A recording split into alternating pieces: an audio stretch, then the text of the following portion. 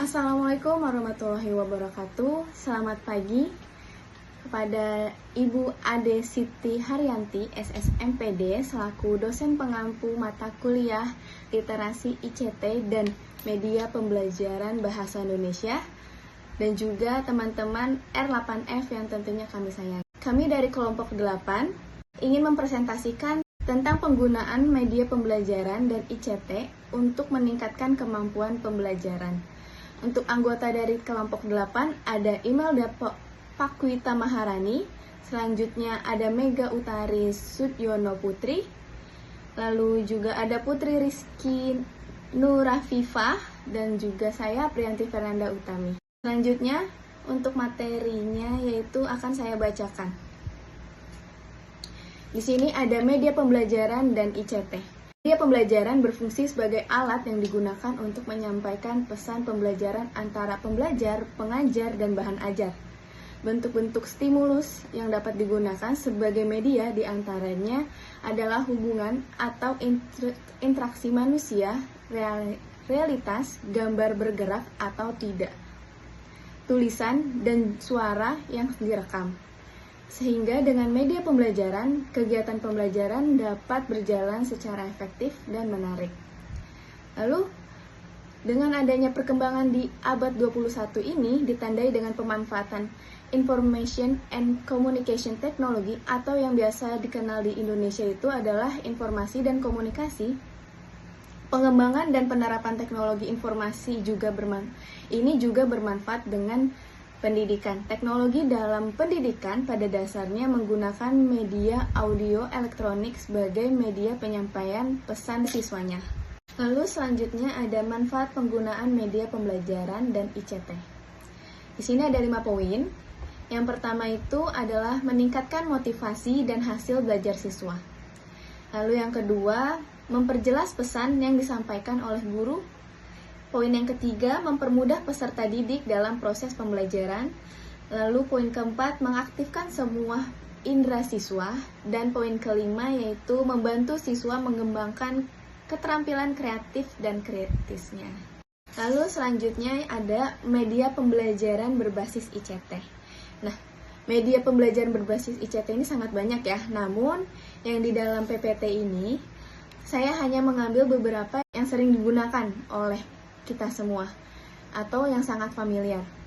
Di sini ada 2 kelompok, yaitu ada media pembelajaran interaktif visual. Di dalamnya itu ada PowerPoint, terus juga ada Google Classroom, lalu juga ada Quizzes dan juga Kahoot. Lalu selanjutnya itu adalah media pembelajaran interaktif audio visual. Nah, di sini ada aplikasi seperti Canva. Di Canva ini kita bisa mengedit sebuah PPT juga dengan template-template yang menarik, atau membuat editing video dengan elemen-elemen yang unik dan penuh warna, dan juga CapCut, KineMaster, dan juga Filmora.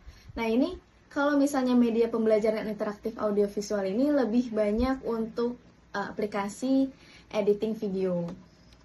Selanjutnya akan dijelaskan oleh Mega. Di sini saya akan melanjutkan tentang materi media pembelajaran juga memiliki nilai dan fungsi. Yang pertama ada meningkatkan minat dan perhatian mahasiswa dalam proses pembelajaran. Yang kedua, meningkatkan kegiatan sehingga hasil belajar semakin mantap. Yang ketiga, ada memberikan pengalaman yang nyata dan dapat menumbuhkan kegiatan belajar mandiri secara aktif. Selanjutnya, melalui penggunaan media pembelajaran, misalnya media pembelajaran berbasis ICT dalam pembelajaran, diharapkan memberi pengaruh yang signifikan dan efisiensi pembelajaran di pendidikan. Pemilihan penggunaan media berbasis dalam kegiatan perkuliahan dikarenakan keberhasilan pendidikan banyak ditentukan oleh dosen dalam menggunakan model pembelajaran, termasuk dalam pemilihan media berbasis ICT yang diduga memiliki pengaruh signifikan terhadap hasil belajar mahasiswa. Selanjutnya dibacakan oleh Putri Rizky. Assalamualaikum warahmatullahi wabarakatuh. Slide berikutnya yaitu tentang teori yang mendukung pembelajaran berbasis ICT. Berbagai teori yang mendukung pembelajaran berbasis TIK dapat ditemukan sebagai berikut. Yang pertama yaitu adalah teori belajar kognitif. Tokoh teori belajar kognitif adalah Jerome Brenner dan juga John Piaget. Teorinya didasarkan pada asumsi bahwa yang pertama ada individu mempunyai kemampuan memproses informasi. Yang B, kemampuan memproses informasi tergantung kepada faktor kognitif yang perkembangannya berlangsung secara bertahap, sejalan dengan tahapan usianya. Yang C, belajar adalah proses intelektual yang kompleks berupa pemrosesan informasi. Yang D yaitu ada hasil belajar adalah berupa perubahan struktur kognitif. Yang E, cara belajar pada anak-anak dan orang dewasa berbeda sesuai tahap perkembangannya. Yang kedua ada tandingan Skinner tentang pendidikan. Menurut Skinner, belajar akan berlangsung sangat efektif apabila yang A, informasi yang akan dipelajari disajikan secara bertahap.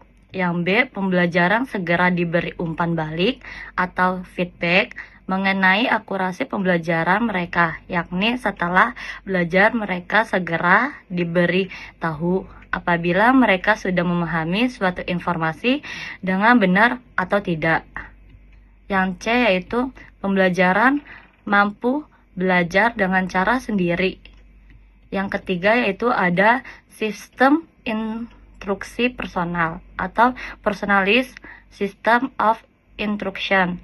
Pada mulainya personalized system of instruction atau PSI dinamakan Keller Plan yang diambil dari nama Fred Keller pada tahun 1999 sampai 1996.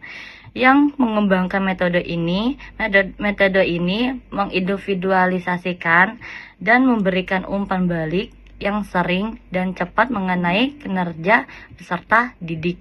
Yang keempat yaitu pembelajaran berbasis komputer. Pembelajaran berbasis komputer ini merupakan proses pengembangan kreativitas berpikir yang dapat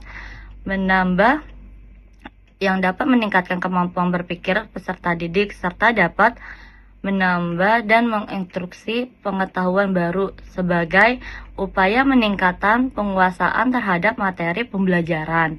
Pembelajaran kemungkinan peserta didik berubah dari tidak tahu menjadi tahu, dari yang tidak bisa menjadi biasa, dan dari yang tidak mampu menjadi mampu, bahkan dapat menjadi manusia dewasa dan mandiri. Baik, selanjutnya ada kelebihan pembelajaran berbasis ICT.